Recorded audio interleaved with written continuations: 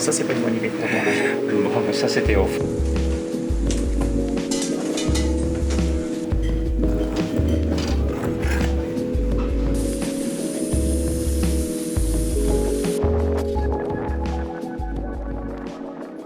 このプロジェクトの始まりはですね、私はアンビエンテに参加をさせてもらって、そこの会のブースで初めてミシェル、セバスチャンとお二人で見えたところで、お会いしたと。確かに開発として包丁の担当はしていたんですけど、1年もしくは2年目ぐらいだったので、展示会を見させてもらえるのかな、若干観光旅行みたいな感じで軽い気持ちで行ったんですけど、だんだんですね、こう周りからなんか違うなと、これは大きなプロジェクトの始まりだぞというのに気づき始めまして、遠藤社長、今の会長ですね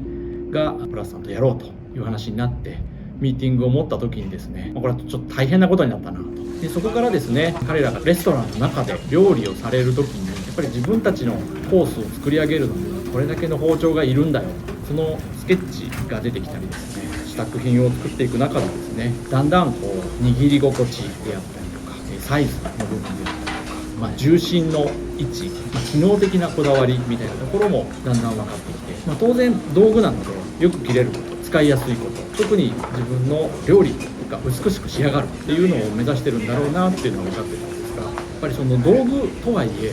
美しくないとダメなんだよ。例えばハンドルの部分の木絵、後半のですね、磨き方、仕上がり方、ツヤツヤではなくてマットな感じに仕上げてほしいであったりですとか、金属の表面の光沢感、コーティング、そういった黒色でも、ちょっと色を指定されるというかですね、やっぱり道具だけど美しくあってほしいと。包丁の、試作品の一番初期旬という包丁をベースに始まって、で試作品をですねお渡しして使っていただいたところ、ちょっと包丁がぐっとこう側面に力を入れるとそのままこう曲がったままになっちゃうよ、そこの部分をですねちょっと解決しないといけないねっていうお話から、今回ですね、プラスさんの包丁に採用している鋼材としては3層鋼なんですけど、真ん中の刃に関しましては包丁なので当然コードが入って切れ味が長続きする材料を使っておりますし、なんでしたらですね、単にいい刃がつくだけではなくて研ぎ直しなんかもですねちょっとやりやすく、その芯材だけでソリッドで作ってしまうんではなくてですね、外側にある程度柔軟性を持たせながら側面からの圧力に曲がったままで戻らないということにならないようにですね、ちょうどいい硬さ材料で挟み込んでサンドイッチしまして3層鋼の材料にしています。いわゆる昔からでいう日本刀のですね、よく切れて折れにくい、欠けにくいというようなところにちょっと近いような、そういった材料になっているかと思います。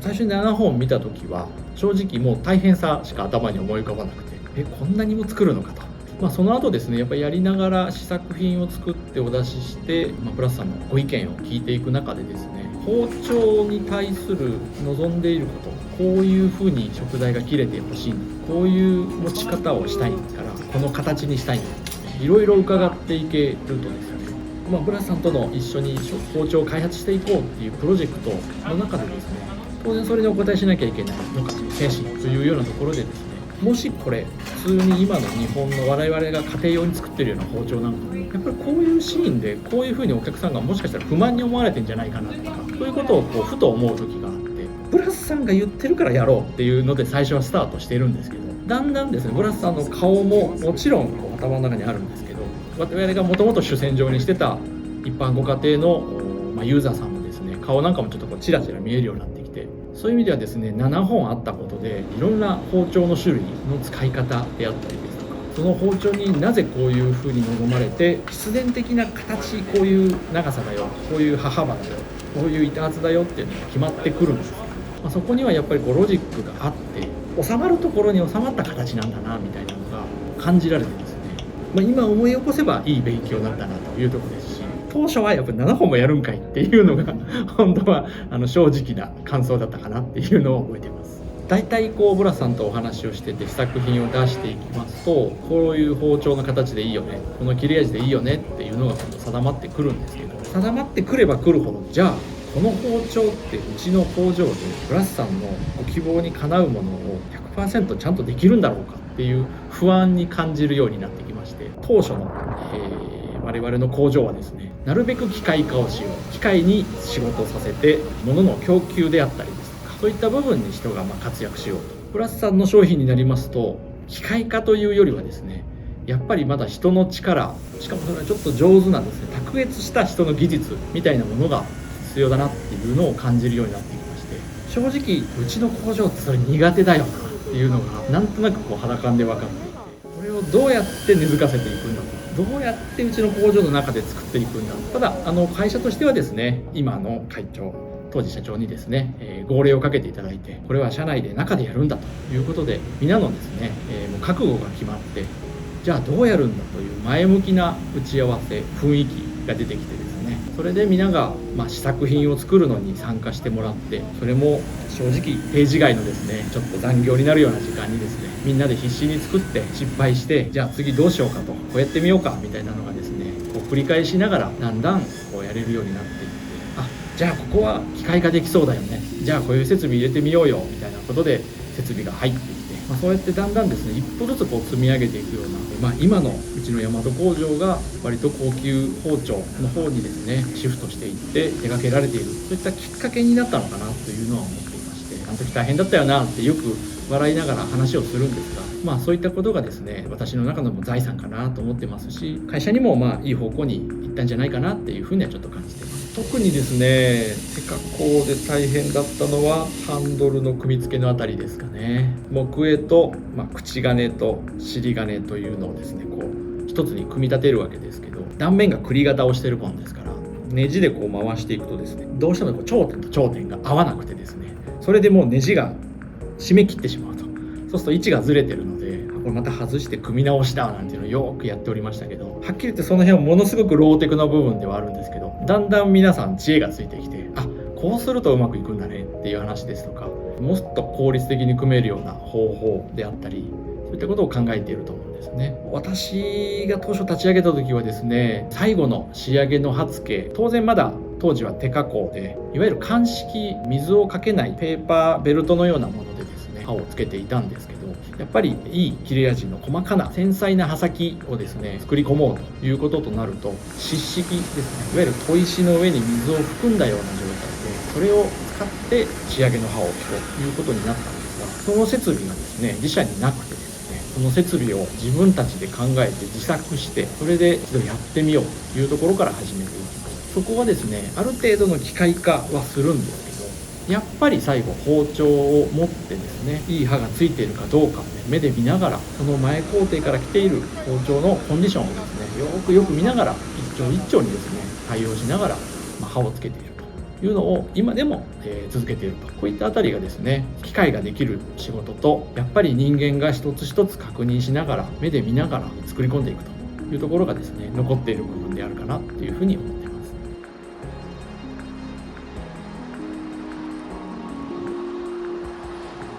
初工程から、工程が非常に長い品種になるんですけれども、それぞれの工程で難しさっていうのはありまして、機械で安定的に作ろうということでやってはおりますけれども、それでもやっぱり微調整っていうのは必要でして、それを OK、NG をまず判断する目が必要である。それをまた次の人に伝承していくっていうところもあります。機械もそうですけども、今度手作業のところになってくると、やっぱり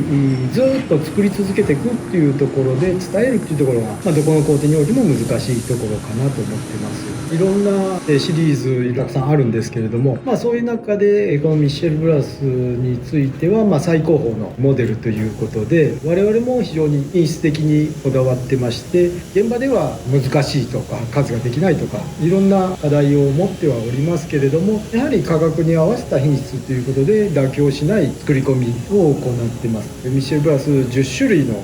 包丁になりますけれども、それぞれに形が違ってまして、それぞれの用途に合わせた形で他のシリーズにはない形を作り込んでおりまして、そういう意味では注意して作っていくっていうところが肝に銘じて努力しているところにあります。たくさんの注文をいただいておりまして、まだまだたくさんさらにいただけるということで、工場のメンバーも一丸となっていろんな意見を取り入れながら、いいものが安定的に出荷できるように作り込んでいく所存でございます。ミーティングしてると親子の中でも戦いが出てくるわけですね。意見が合わないというか、そんな中でもですねきちっと話し合って、最終的には結論を我々の方に伝えてくれるわけですけど、結構難題も多いんですよね。で私が難題で苦しんでいるところをセバスチャンとすると、普段自分が親父さんに言われて困ってる顔をなんか見てるようなっていう感想をですね聞いたことがあるんですが、親子だからじゃなくてですね、やっぱりいいものを作りたいっていう情熱の表れだと思うんですよね。妥協なくやりたいっていうことだと思うので、そういった中でもですね、いろいろと厳しく要求をされたこともありますけど、私自身もですね、我々の会社にもですね、財産としてですね、残ってるんじゃないかなっていうふうに思ってます。当然ながらですね、あちらはもう世界的に有名な料理人なので足元にも及びませんけど、やっぱりですね、そういった時間をですね一緒に過ごして、お互いにですね納得いくものの一つの作品を作り上げたっていう意味ではですね、そこに至るまでの過程というか心意気というかですね、私も今後ですね社内でこの後輩にですね伝えていきたいなっていうふうに思っているので、ここら辺がですね、ブラスさんとの得た財産かなっていうふうに思っています。やっぱり一番はユーザーとの関わりという意味でシリアル番号を採用しているあたりはですね、いわゆるもうこの商品を買った人、ユーザーとしてはですね、ずっとお付き合いを続けていくんですよ。ある種覚悟だと思うんですよね。買われた方にとってみれば安心であり、信頼できるっていうことになると思うんですけど、今後我々もですね、道具を使ってもらう方たちとのですね関わり方っていう、そういった意味でもですね参考になりますし、どの商品においても価格が安いからとかですね、これは高いからとかじゃなくてですね、心の中ではそういった一つのユーザーさんの使うシーンなんかをですねきちっと想像しながら